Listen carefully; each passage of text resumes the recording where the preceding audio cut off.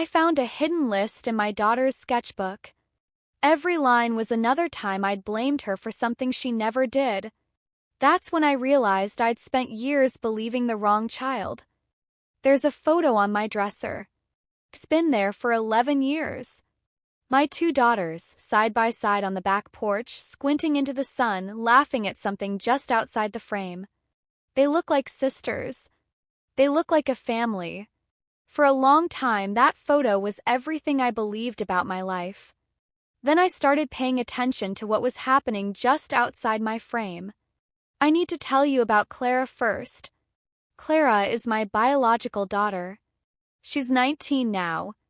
She was 8 when everything I'm about to describe began. She's quiet, careful with her words, the kind of person who notices everything and says very little. She gets that from her father. She got through most of her childhood without me fully understanding what it cost her. That part is on me. And then there's Vivian. I adopted Vivian when she was 7. Clara was 8, just 1 year apart. I thought that was perfect. Close in age, room to be real sisters, enough overlap in their worlds to build something genuine. Vivian had come from a difficult background. I knew that going in. I'd done the reading, the preparation, the therapy consultations. I knew attachment could be complicated. I knew there would be hard periods. What I didn't fully understand, what took me years to see, was the specific shape that difficulty would take. And what it would do to Clara in the process. I want to say something here before I go further. 'Cause I know this topic is complicated and I want to be honest about it. Vivian's behavior didn't come from nowhere. Kids who've experienced early instability sometimes develop survival strategies that look like manipulation but are really just fear wearing a different coat. I understood that intellectually. What I didn't do, for too long, was let that understanding stop me from seeing what was actually happening to my other child. It started small. The way things always do. Vivian would tell me things about Clara. Small things at first. Clara said she doesn't want me here. Clara told her friend she wishes she was an only child. When I asked Clara about it, she'd look confused. Deny it. Get that careful, closed expression. I believed Vivian. I told myself Clara was adjusting. That she was jealous of the attention Vivian needed. That she was acting out in ways she wasn't admitting to. I had it exactly backwards.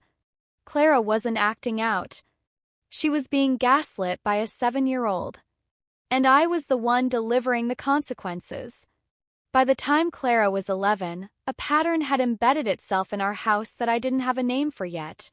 Vivian was the center. Not because I made her the center, or not intentionally, but because her needs were louder. More urgent. More visible. She had outbursts. She had bad nights. She required active management in ways Clara simply didn't. And Clara, quiet, self-sufficient Clara, faded into the background and let it happen. She stopped inviting friends over. I told myself she was becoming more private, more teenage. She stopped talking to me about her days at school. I told myself that was normal development. What was actually happening? She had learned, slowly and without anyone telling her, that the house wasn't fully hers anymore. That her place in it was conditional in a way it had never been before. The word conditional, I've sat with that for a long time. 'Cause Clara never said it. She would never have said it. But looking back, that's exactly what she was living. Like she was a guest in her own home who had learned not to ask for too much. The moment I finally started to see it clearly came when Clara was 13. It wasn't a dramatic moment. No blow-up. No confrontation. I was going through Clara's old sketchbook she's always drawn since she was tiny, and I found something tucked inside the back cover. A folded piece of paper. I almost didn't open it. I opened it. It was a list. Clara's handwriting, careful and small. A list of things she'd been blamed for that she'd written down, dated, across about 8 months. Said I was trying to get Viv sent away. Never said that. Told Mom I broke her bracelet on purpose. Wasn't even in the room. Told her friends I was adopted too and didn't know it. Why would she even say that? There were 11 entries. I sat on the edge of her bed and read it 3 times. And I thought about every single one of those incidents. Everyone where I had gone to Clara and said, Vivian told me, and watched Clara's face do that thing, that careful, controlled closing, and told myself she was being defensive. She wasn't being defensive. She was being disbelieved. Over and over. By me. I didn't confront anyone that night. I went to my own room. I sat with what I'd found. I thought about 11 entries in 8 months and how many times before that I'd dismissed Clara without writing it down. The answer was, many times. Too many to count. I called my therapist the next morning. Not to talk about Vivian. Talk about myself. About the blind spots I'd built. About how I had let the loudest need in the room define my entire understanding of what was happening inside it. My therapist said something I've never forgotten. She said, "The child who doesn't demand your attention still needs it. Sometimes more." What followed wasn't a single conversation or a single fix. It was a long, uncomfortable process of adjusting everything. I started paying different attention to Vivian. Not less love, I want to be precise about that, but more clarity. When she told me something about Clara, I stopped accepting it at face value. I started asking questions. Checking. Gently but consistently holding the line between what she said and what I could verify. Vivian noticed the shift almost immediately. She escalated for a while. Bigger claims.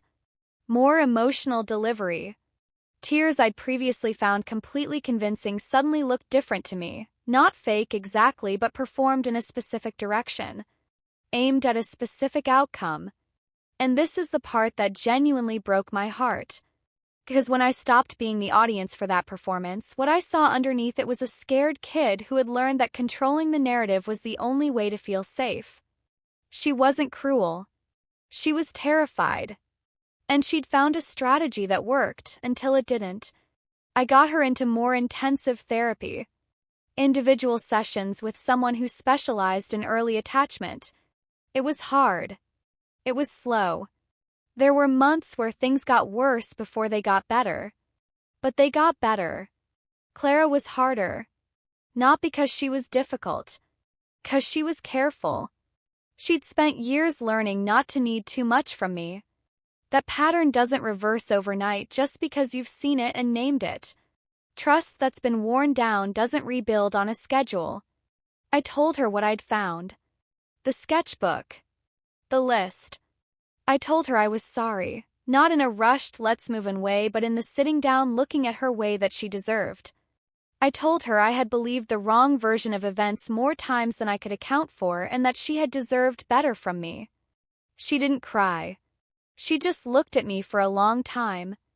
Then she said, "I kept thinking if I just waited long enough you'd figure it out." That sentence. I kept thinking if I just waited long enough you'd figure it out. 13 years old, and she'd been quietly waiting for her mother to see her. I don't have a clean response to that.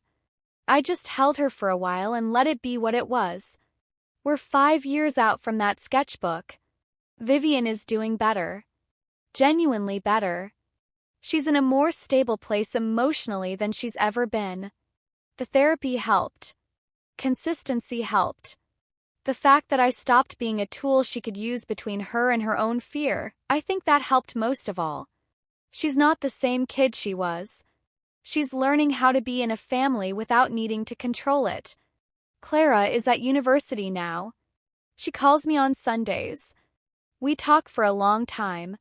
She tells me things about her life with the kind of ease that tells me the door is open again, fully open in a way it wasn't for years. She and Vivian are not close. I don't think they will be, not in the way I imagined when I took that photo on the back porch. But they're civil. They're careful with each other. There's something there that isn't warmth yet, but isn't damage either. I'll take it. Someone is going to ask in the comments whether I regret adopting Vivian. And I want to answer that honestly. No, I don't. She needed a family and I chose to be that. What I regret is the years I spent not seeing clearly, not protecting both of my children equally, not noticing that quiet and compliant doesn't mean fine. That's the regret. Not her. Here's the thing about families. We have a story we tell ourselves about who we are. A photo on the dresser. A version that makes sense, that looks right, that we've decided is true. And sometimes the thing that's actually happening is just outside the frame. Not because we're bad parents. Not because we're not paying attention. But because some needs announce themselves and some needs wait. And the ones that wait are the ones we have to go looking for. I went looking 5 years too late. I found her anyway. That has to count for something. I'm making sure it does.